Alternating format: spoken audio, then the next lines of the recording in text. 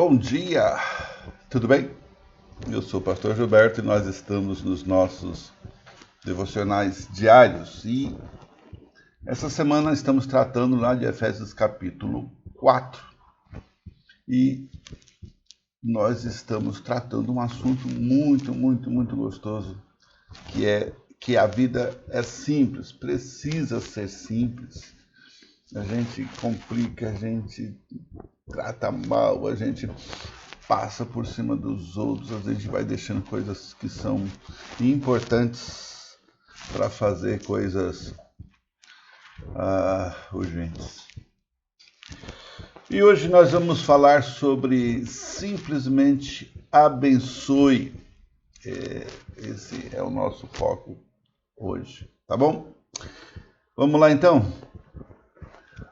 O nosso texto hoje é o verso 28 de capítulo 4, que diz assim: aquele que furtava, não furte mais, antes trabalhe fazendo com as mãos o que é bom, para que tenha o que repartir com o que tiver necessidade.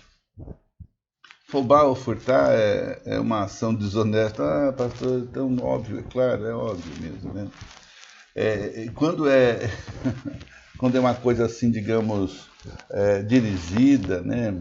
Mas se você falar assim, você tem um negócio e o seu 1 quilo tem 950 gramas, você já fala, bom, é claro que é roubo ainda, mas não assaltou ninguém, não foi pôr um revólver na cabeça, né?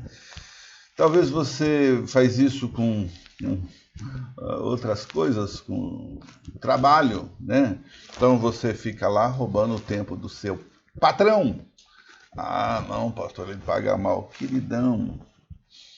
E quando você vai trabalhar, você tem que lembrar, você está sendo pago e você aceitou aquilo que foi proposto. Ponto final. Trabalhe bem. Lembra, você trabalha para Deus e não só para o seu empregador, né? Eu tenho que decidir ser bênção e não problema. Eu preciso decidir ser bênção. Dízimo, a Bíblia fala para não roubar a Deus. Você fala, mas aqui, queridão, eu sei que é fácil a gente ajeitar algumas coisas para passar, né? A Bíblia fala que o diabo é mentiroso, é assassino e ladrão. Ele fez de Judas um ladrão, de certa forma o diabo fez Adão e Eva ladrões, porque comeram do fruto proibido, não era para fazer, então eles fizeram. Mas no dia da sua morte, Jesus deu esperança e restauração a um ladrão, dizendo: hoje mesmo estarás comigo no paraíso. A vida cristã, né, a gente já falou sobre isso, né? Não é apenas deixar a roupa velha do pecado, ela insiste que nos vistamos com a roupa nova da vida santa e pura de Cristo. Irmão, você tem que decidir ser bênção e não problema. Na lógica bíblica, eu tenho que ser, nas minhas ações, outrocêntrico, né? Eu preciso pensar no próximo. Deus deseja que a gente seja bênção e não maldição para os outros. Precisamos trabalhar não apenas para nós, mas também suprindo aquele que está ao nosso redor, de uma maneira ou outra. Isso necessariamente nem sempre é dinheiro, né? O que Paulo vai falando aqui é que não pode haver lucro pessoal e egoísmo, é preciso pensar no outro. É preciso pensar no outro. A igreja depende disso.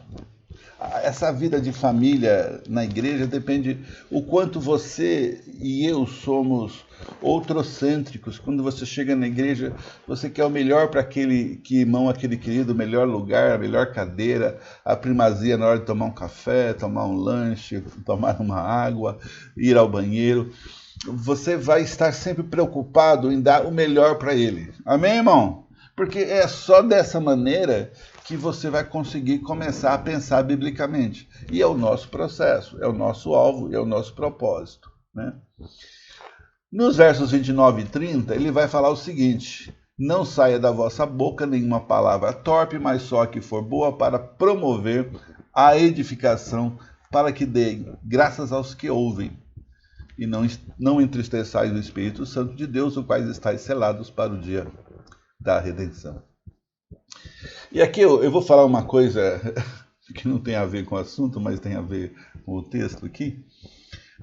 Nós somos selados pelo Espírito Santo. Selados. Efésios vai falar isso, já falou isso, né? Nós já tratamos lá em capítulo 1.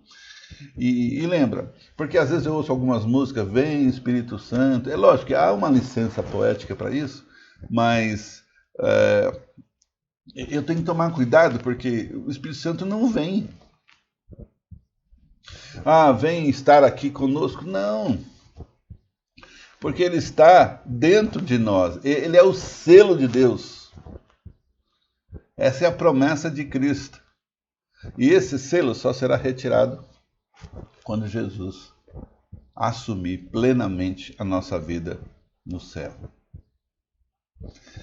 Algumas coisas são mais difíceis do que outras de entender, mas andemos assim. A palavra torpe indica algo podre. Essa que é a tradução mais próxima da verdade, né? E era usada, de certa maneira, essa palavra para peixe estragado, né, na época, né?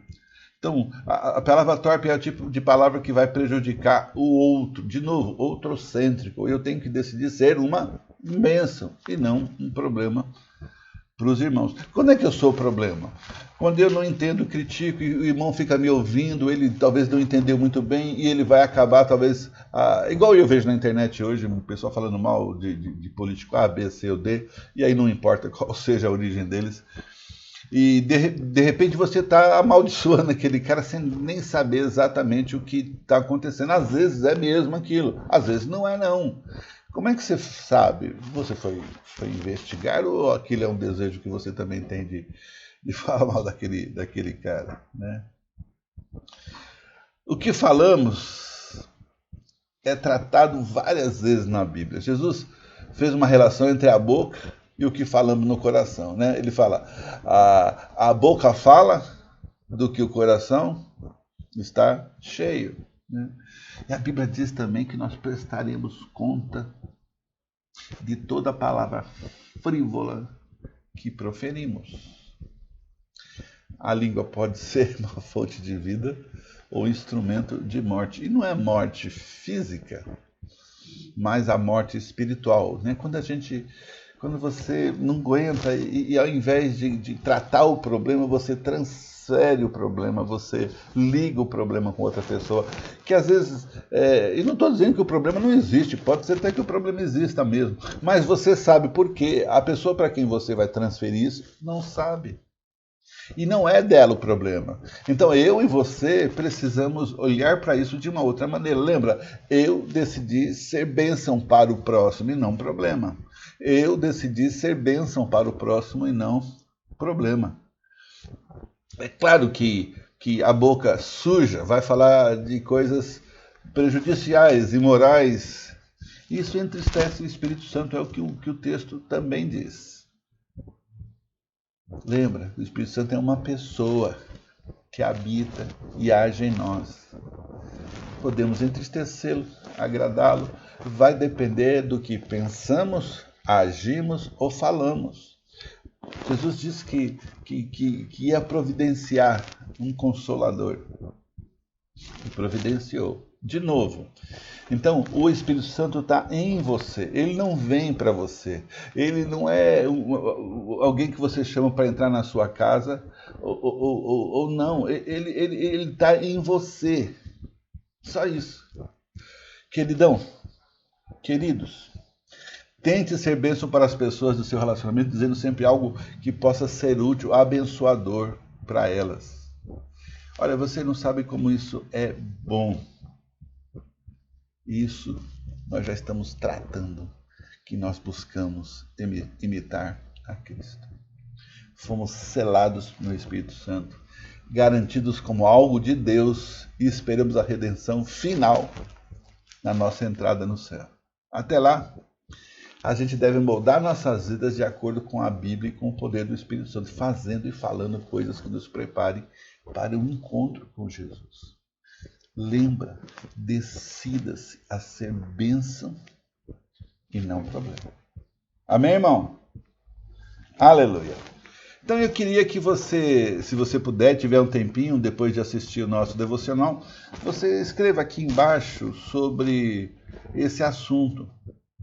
Se você já decidiu ser bênção, se está tudo bem, se você tem algum problema na hora que você quer abençoar alguém, ou você ainda está derrapando nisso e você queria um conselho talvez para mudar esse estado de coisa.